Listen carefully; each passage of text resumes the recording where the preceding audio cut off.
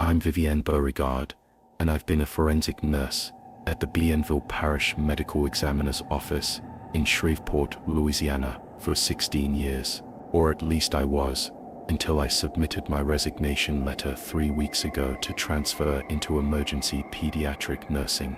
You can call me Nurse Beauregard if you want, though most people in the forensics department just called me Viv during my decade and a half there. I've examined over 4,200 deceased individuals, processed crime scenes that would make hardened homicide detectives lose sleep for weeks, documented evidence in cases ranging from suspicious overdoses to ritualistic murders that crossed multiple state lines, and maintained chain of custody on evidence that has put away some of the most dangerous criminals in the South. But what I'm about to tell you about is the one case that made me question everything I thought I knew about death, human identity, the very fabric of time itself, and what it means to exist in official records, and ultimately led me to abandon forensic nursing entirely after what I discovered about a woman who died twice, 44 years apart. The Bienville Parish Medical Examiner's Office serves not just Shreveport, but the entire northwestern Louisiana region, including Caddo Parish, DeSoto Parish, and parts of the Texas border communities. We're the primary forensic facility for a region that sees everything from drug cartel violence spilling over from Texas to cold cases dating back to the civil rights era, to the occasional hurricane victim whose body surfaces years after the storm.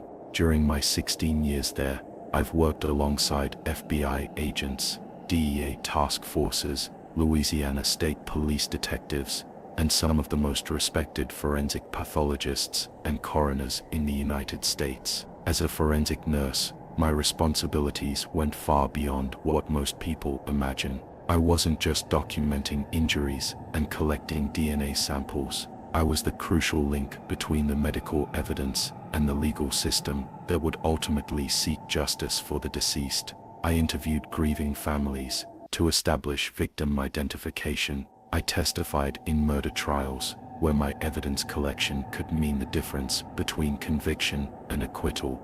I processed sexual assault evidence that required absolute precision and sensitivity, and I maintained the unbreakable chain of custody that defense attorneys constantly tried to challenge in court. I prided myself on being methodical, emotionally stable, and scientifically rigorous. In forensic work, you learn quickly that emotions can contaminate evidence, personal feelings can cloud professional judgment, and assumptions can destroy a case. Everything had to be documented, verified, cross-referenced, and backed up by hard scientific evidence. I had never encountered a case that couldn't be explained by medical science, criminal behavior, or human psychology. The case I'm about to tell you about began on a sweltering Thursday morning in September 2021, but the real story starts 5 days earlier with a phone call that seemed completely routine at the time.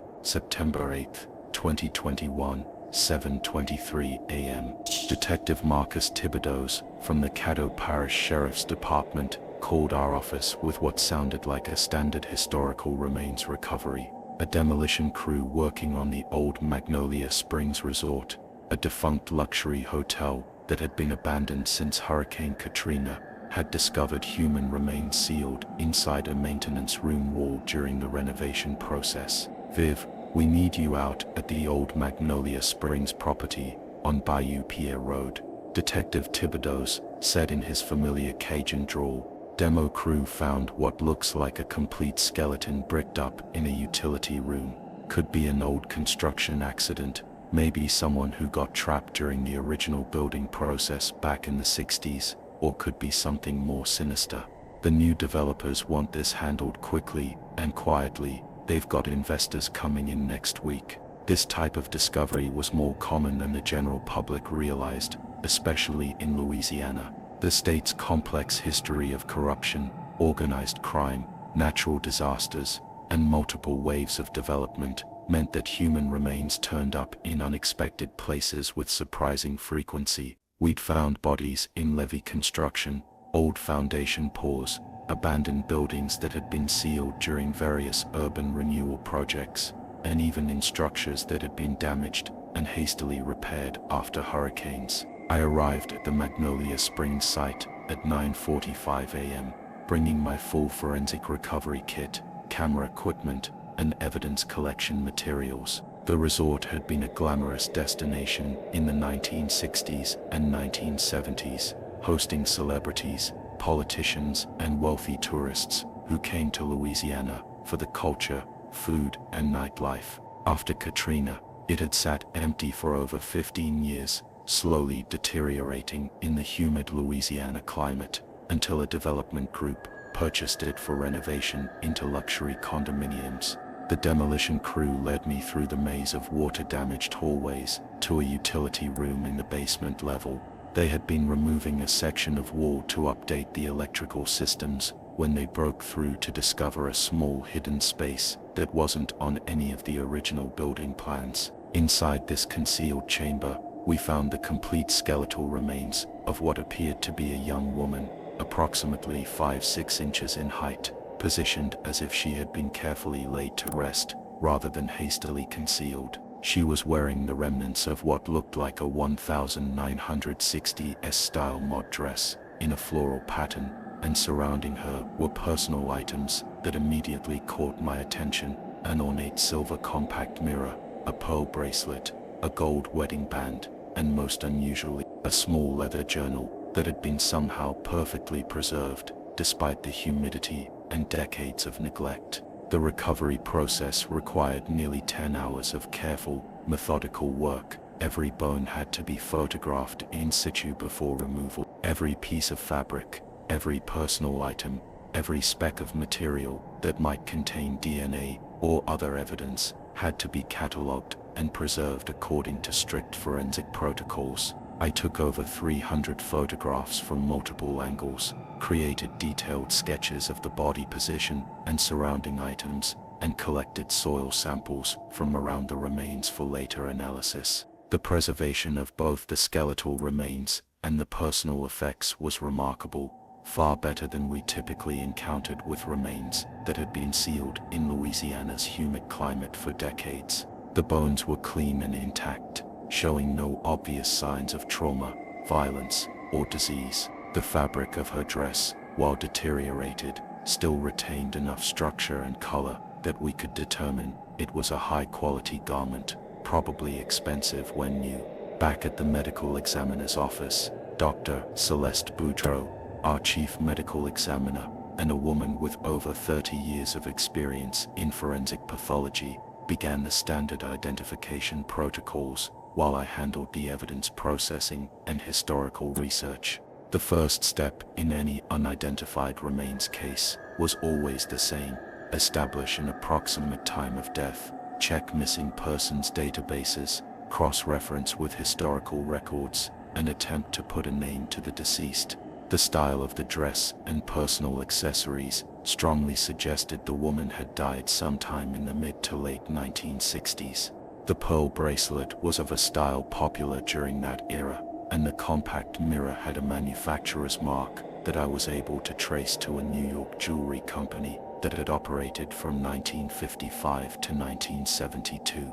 The gold wedding band was engraved on the inside with the initials CM and RD, and a date, August 22, 1965. I spent the next several days diving deep into missing persons files from the 1960s and early 1970s, contacting the Louisiana State Archives, reaching out to historical societies in the Shreveport area, and even connecting with genealogy researchers who specialized in that time period and had access to records that weren't digitized or publicly available. The leather journal required special handling by our documents preservation specialist, Dr. Amelia Fontenot, who had experience with historical materials damaged by water, humidity, and age. After 3 days of careful treatment, she was able to separate the pages and photograph them without causing further deterioration.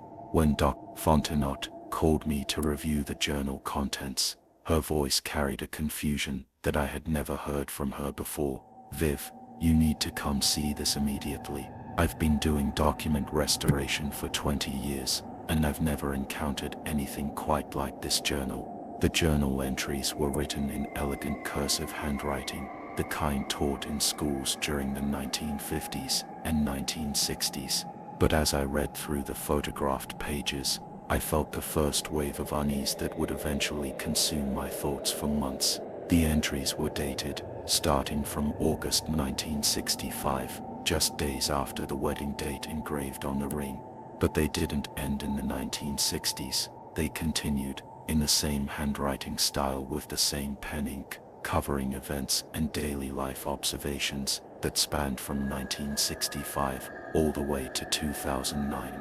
That was 44 years of consistent journal entries, written by someone who should have died in the late 1960s, based on the clothing and burial circumstances. But it wasn't just the span of years that disturbed me, it was the accuracy and detail of the entries. The woman who had written this journal documented specific historical events with perfect precision: the moon landing in 1969, the oil crisis of 1973, the Challenger disaster in 1986, Hurricane Katrina in 2005. She wrote about changes in Shreveport's downtown district, the closing of local businesses, the construction of new shopping centers, even the names of mayors and local politicians that I was able to verify through historical records. These weren't vague observations or general historical knowledge.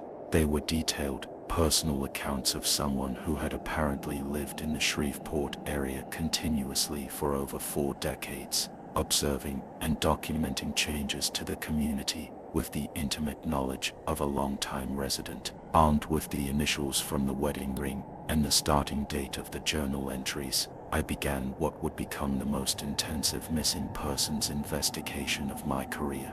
Using CM and RD and the August 22nd, 1965 wedding date, I started searching through marriage records, church registers, newspaper wedding announcements, and social security databases. After 2 weeks of exhaustive research, I found them. Roland David Arsenault, a 28-year-old oil field supervisor, had married Charlotte Marie Boudreau on August 22, 1965, at St. Joseph's Catholic Church in Shreveport. The wedding had been covered in the society section of the Shreveport Times, complete with a photograph of the young couple and descriptions of Charlotte's dress, the reception venue, and the guest list. Roland's life after the wedding was well documented.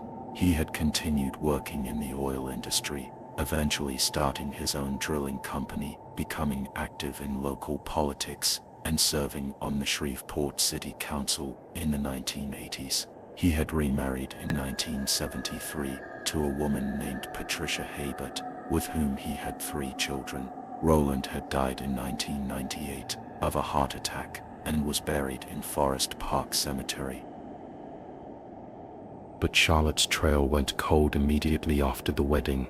There was no record of her death, no divorce papers, no remarriage certificate, no employment records, no social security benefits claimed, no medical records, no driver's license renewals, nothing. It was as if Charlotte Arsenault had simply vanished from all official documentation the day after her wedding, despite the fact that her journal entries suggested she had continued living in the Shreveport area for another 44 years. When I contacted Roland's surviving family members, his children from his second marriage, they knew nothing about a first wife named Charlotte. According to them, their father had never mentioned being married before their mother, and they had never seen any photographs, documents, or personal items that would suggest a previous marriage had existed. Dr. Boudreau completed her forensic analysis of Charlotte's remains and requested a meeting with me to discuss results that she described as scientifically problematic. When I arrived in her office, she had multiple lab reports spread across her desk and an expression of professional confusion that I had never seen from her. "Viv, I've examined over 8,000 sets of human remains during my career, and I can usually give you definitive answers about age at death, approximate time of death, and cause of death based on bone analysis, decomposition patterns, and environmental factors. She began pulling up digital images of Charlotte's skeletal remains on her computer. But this case is presenting me with contradictory evidence that I can't reconcile. She showed me the results of the initial bone analysis, based on bone density, joint wear patterns, and dental examination. Charlotte had died at approximately age 23, 25, which was consistent with someone who had been married in 1965 at a young age. But here's where it gets impossible, Dr. Boudreau continued, pulling up the carbon dating results. I sent bone samples to 3 different laboratories for carbon dating analysis, and all 3 came back with the same result.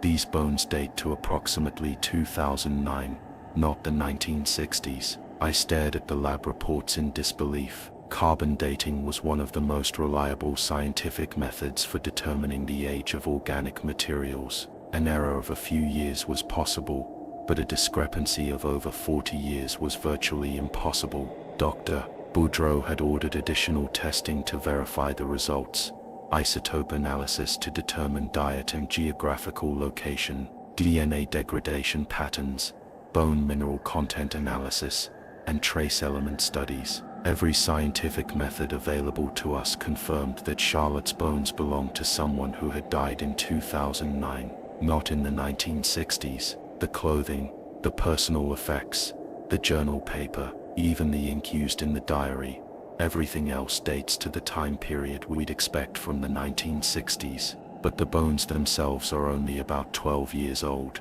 Dr. Boudreau explained. I've never encountered a case where the physical remains and the associated artifacts showed such a dramatic temporal discrepancy. The Charlotte Arsenault case began consuming every aspect of my life. I started staying at the office until 10 or 11 p.m., coming in on weekends, and spending my lunch breaks making phone calls to historical societies, genealogy researchers, and former Magnolia Springs Resort employees. I filled 3 filing cabinets with photocopied documents, newspaper clippings, maps, and photographs related to the case. My colleagues began expressing concern about my behavior and my ability to handle other cases effectively. Detective Thibodeau stopped by the office one evening and found me surrounded by stacks of marriage records, hotel employee lists, and blown-up photographs of the journal entries, all spread across 2 conference tables.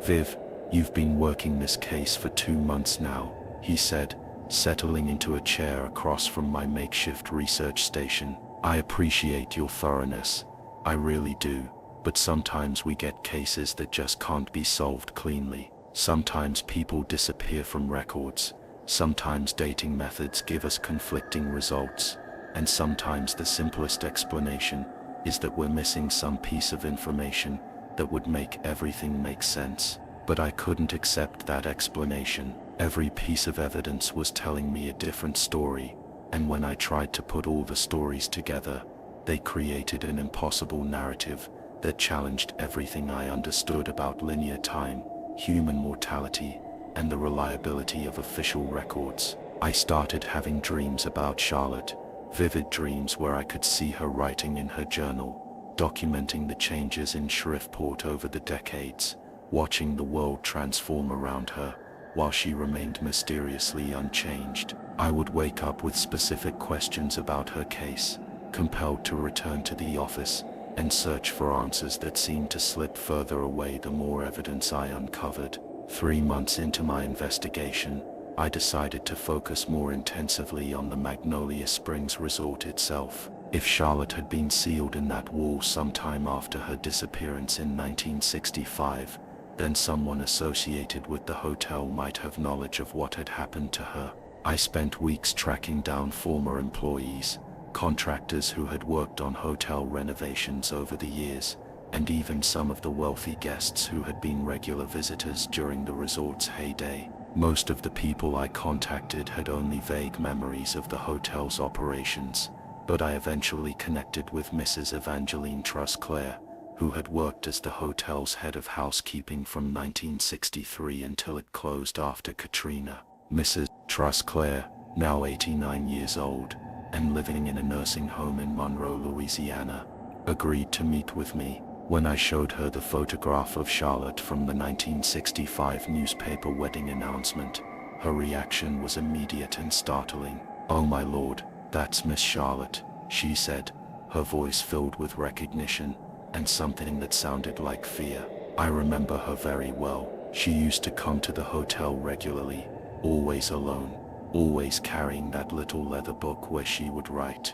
But here's the thing that always bothered me about Miss Charlotte. She never seemed to age. Mrs. Trusclair went on to describe Charlotte as a regular guest who had visited the Magnolia Springs Resort monthly from the late 1960s through the early 2000s. According to her recollections, Charlotte would always request the same room, would spend her time writing in her journal, and would engage in polite conversation with staff members about local events and community changes. The strangest thing, Mrs. Trusclair continued, was that I worked at that hotel for over 40 years, and Miss Charlotte looked exactly the same in 2005 as she did when I first met her in 1967. Same face, same hair color, same youthful appearance. I used to joke with the other housekeepers that she must have found the fountain of youth. Mrs. Trusclair also remembered that Charlotte always paid her hotel bills in cash, never used a credit card or check, and never provided identification when registering. The hotel staff had simply known her as Miss Charlotte and had accommodated her unusual payment methods because she was such a regular and well-behaved guest. Mrs. Trusclair mentioned that the hotel had maintained a guest photo archive, a collection of pictures taken during special events, holiday celebrations, and VIP gatherings that had been stored in the hotel's administrative offices. When the hotel closed after Katrina, many of these photographs had been rescued and were now housed in the Shreveport Historical Society's archives. I immediately contacted the Historical Society and arranged to review their Magnolia Springs collection. After 2 days of searching through boxes of water-damaged photographs, I found something that made me question my own sanity. There were 5 photographs of Charlotte spanning from 1968 to 2003, taken at various hotel events and celebrations. In every single photograph she appeared to be the same age, approximately 23, 25 years old. Her face showed no signs of aging, no changes in her hairstyle or color, no indication that 35 years had passed between the first and last photographs. In the 1968 photo, she was standing with a group of guests at a New Year's Eve celebration, wearing a dress typical of that era. In the 1975 photo, she appeared at a Mardi Gras party, looking exactly the same but wearing clothing appropriate to the mid-1970s. The 1983 photo showed her at a jazz festival event, still unchanged but dressed in early 1980s fashion. The pattern continued through the 1990s and into the early 2000s. Most disturbing was the final photograph, taken in December 2003, during the hotel's last Christmas celebration before Katrina. Charlotte appeared in the background of a group photo, still looking exactly as she had 35 years earlier, still carrying the same leather journal, still displaying the same youthful face that had never aged. The breakthrough in Charlotte's case came from an unexpected source. While reviewing the Historical Society's archives, I discovered a collection of documents that had been donated by the family of Dr. Raphael Thibodeau, a local physician who had practiced in Shreveport from 1955 until his death in 1989. Among Dr. Thibodeau's papers was a sealed manila envelope labeled "Unusual Cases and Confidential." Inside the envelope, I found medical notes, photographs, and correspondence related to what Dr. Thibodeau had described as patients presenting with temporal anomalies. One of the files was dedicated entirely to a patient he had called CI. The file contained medical examination notes dating from 1970 to 1987, documenting regular checkups and consultations with a woman who never showed any signs of physical aging, despite the passage of nearly 2 decades. Dr. Thibodeau's notes described Charlotte as a medical anomaly, who had sought his help understanding why she wasn't aging normally. According to his records, her cellular structure, bone density, hormone levels, and all biological markers remained consistent with those of a 25-year-old woman, even as calendar years passed. But the most chilling discovery in Dr. Thibodeau's file was a letter dated March 15, 1989, written in Charlotte's handwriting. Dr. Thibodeau, I have decided that I can no longer continue living this unnatural existence. The isolation, the fear of discovery, the burden of watching everyone I've ever known grow old and die while I remain unchanged. It has become unbearable. I have found a way to end this curse, and by the time you read this letter, I will finally be at rest. Please do not attempt to find me or prevent what must be done. Some mysteries are too dangerous to be solved. The letter was the last entry in Dr. Thibodeau's file, dated just 3 months before his own death. As I sat in the Historical Society's research room, surrounded by photographs, medical files and evidence that painted an impossible picture of a woman who had lived for over 40 years without aging, I realized that Charlotte Arsenault represented something far beyond a standard forensic case. She had somehow existed outside the normal flow of time, documenting decades of life in Shreveport while remaining physically unchanged, staying invisible to official records, and ultimately choosing to end her mysterious existence by sealing herself in a wall at the Magnolia Springs Resort. But Charlotte's case was about to reveal something even more disturbing. In my research, I had started to notice patterns in other unexplained disappearances and unusual cases in the Shreveport area spanning several decades. Missing persons who vanished without a trace, unexplained remains that defied carbon dating, and witnesses who reported seeing deceased individuals years after their supposed deaths. In part 2, I'll tell you about the other cases I discovered that shared similarities with Charlotte's story, the pattern of temporal anomalies that had been occurring in northwestern Louisiana for over a century, and the moment I realized that Charlotte Arsenault wasn't unique. She was part of something much larger, older and more terrifying than I could have ever imagined. What I would discover about the true nature of these cases would ultimately force me to choose between my career and my sanity. After discovering Dr. Thibodeau's medical files on Charlotte, I couldn't shake the feeling that she wasn't an isolated case. I began systematically reviewing every unexplained disappearance and unusual remains case in the Bienville Parish archives dating back to 1920. What I found chilled me to the bone. Margaret Louise Dufresne, reported missing in 1934, age 28. Her skeletal remains were found in 1978 during renovation of the old Caddo Parish courthouse, sealed behind a wall in the basement. Carbon dating showed she had died in 1978, not the 1930s. Personal effects included a diary with entries spanning from 1934 to 1978.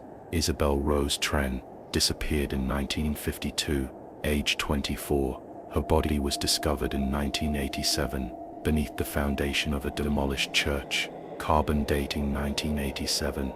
Her purse contained a journal documenting life in Shreveport from 1952 to 1987, written in the same handwriting throughout. Catherine Marie Broussard vanished in 1963, age 26. Found in 1995 during construction of a new shopping center, entombed in what used to be a hotel's basement. Carbon dating 1995. Another journal, another 32 years of consistent entries. The pattern was unmistakable. Every 15-20 years a young woman would disappear in the Shreveport area. Decades later, her remains would be discovered in sealed locations with carbon dating showing she had died years after her disappearance. Each woman had kept detailed journals documenting the years between their disappearance and death, and each had chosen to end their existence by sealing themselves away. I had found evidence of 7 cases spanning nearly a century, all following the exact same impossible pattern. I brought my findings to Dr. Brousseau, hoping she could provide some scientific explanation for what I was discovering. Instead, she revealed information that made the cases even more disturbing. "Viv, I've been running additional tests on Charlotte's remains since you started finding these other cases," she said, pulling up new lab results on her computer. "I wanted to understand why her bones showed such unusual preservation, and why the carbon dating was so inconsistent with the burial circumstances. The results were beyond anything medical science could explain. Charlotte's bone density was that of a 25-year-old woman, despite carbon dating indicating death in 2009. Her teeth showed no wear patterns consistent with 44 years of normal use. Most impossibly, traces of her DNA were found in the hotel guest registry ink from visits spanning 3 decades. It's as if her biological clock had stopped in 1965, Dr. Broso explained. Every cellular marker we can test suggests she never aged past her mid-20s, despite evidence that she lived for over 4 decades after that point. But the most disturbing discovery came when Dr. Bros compared tissue samples from all 7 cases. The women shared unusual cellular characteristics that she had never encountered in normal human remains. Their bone marrow showed signs of what she described as temporal stress, cellular damage consistent with existing outside normal time flow. I've consulted with colleagues at LSU Tulane, even sent samples to specialists at Johns Hopkins, Dr. Bros told me. No one has ever seen anything like this. It's as if these women were living in a state that defied basic human biology. Determined to understand the source of these temporal anomalies, I dove deeper into Shreveport's history. I contacted Professor Mathieu Broso at Centenary College, a historian specializing in Louisiana folklore and unexplained phenomena. When I described the cases to Professor Broso, his reaction was immediate and unsettling. "You've stumbled onto something that local historians have whispered about for generations," he said, pulling out a collection of old documents and newspaper clippings. "The Shreveport area has a long history of what locals used to call time sicknesses, people who would disappear for years and return unchanged, or individuals who seemed to live far longer than humanly possible." He showed me newspaper articles dating back to the 1890s describing similar disappearances. The language was different, but the pattern was identical. Young women vanishing without explanation, only to be seen years later looking exactly the same before disappearing permanently. Professor Bro's research had identified a geographical pattern. Every case occurred within a 5-mile radius of what is now the Magnolia Springs Resort area. The land had a documented history of unusual phenomena, dating back to Native American legends about a place where time sleeps. The Caddo Indians avoided that area, Professor Broso explained. They believed it was cursed, that anyone who stayed there too long would become trapped between moments, unable to move forward in time but unable to return to their previous life. The breakthrough came when I found Charlotte's wedding ring among her personal effects contained a hidden compartment, something that only became visible under specific lighting conditions. Inside was a tiny piece of metal that didn't match any known element in standard testing. I sent the metal fragment to a specialist at Louisiana State University, who had experience with unusual materials. The results were impossible to believe. The metal showed properties that suggested it existed in multiple temporal states simultaneously. Under electron microscopy, it appeared to be both newly formed and ancient, both oxidized and pristine, both solid and somehow fluid. "This material doesn't follow normal physics," the specialist told me. "It's as if it exists in several different time periods at once." That's when I realized the truth about Charlotte and the other women. They hadn't chosen to live for decades without aging. They had become trapped in temporal loops, unable to die naturally, unable to age, forced to watch the world change around them while remaining frozen in time. The area around Magnolia Springs contained something that disrupted normal temporal flow. The women who disappeared hadn't simply vanished. They had become unstuck in time, condemned to exist in an endless present moment until the psychological burden became unbearable, and they chose the only escape available, sealing themselves away and waiting for their temporal prison to finally release them. The weight of this discovery consumed my life completely. I stopped sleeping regularly,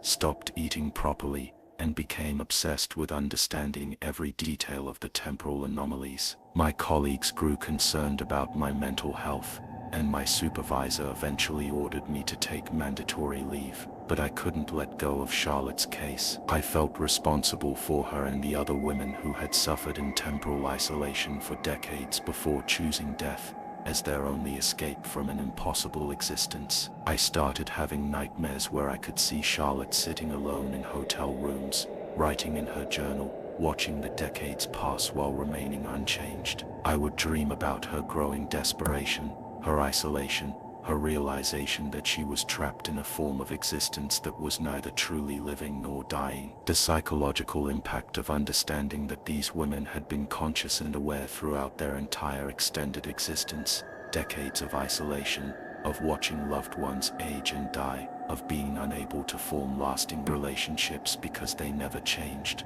was devastating. 3 weeks ago, I submitted my resignation from the Bienville Parish Medical Examiner's Office. I could no longer continue working in forensic science knowing what I knew about the nature of time, death, and human existence. My official reason for leaving was career change. The truth was that Charlotte Arsenault's case had shown me that our understanding of life and death is fundamentally incomplete. There are forms of existence that fall outside our medical and scientific frameworks, conditions that challenge everything we believe about human mortality. I've sealed all my research on the temporal anomaly cases and placed them in a security deposit box with instructions that they not be opened for 50 years. Some knowledge is too dangerous to share, and some mysteries are better left unsolved. I now work in pediatric emergency nursing, dealing with cases that have clear diagnoses, established treatments and outcomes I can understand and predict. I deliberately chose to work with children because their illnesses and injuries follow normal patterns. They exist within regular time, they heal at expected rates, and they don't challenge the basic assumptions of medical science. But I still think about Charlotte every day. I think about her 44 years of isolation, her journal entries documenting a world that continued changing around her while she remained trapped in temporal amber. I think about her final decision to end her impossible existence, and I wonder if there are others still trapped in that same condition, still writing in journals, still watching time pass while being unable to participate in its flow. The case of Charlotte Arsenault taught me that reality is far more complex and terrifying than any medical textbook suggests. Some mysteries are not meant to be solved, and some truths are too disturbing for human minds to fully comprehend. If you ever find yourself in the Shreveport area, avoid the land around what used to be Magnolia Springs Resort. Some places are cursed not with evil, but with something far worse, the ability to trap human consciousness in endless moments, creating a form of existence that is neither life nor death, but something horrible suspended between the two.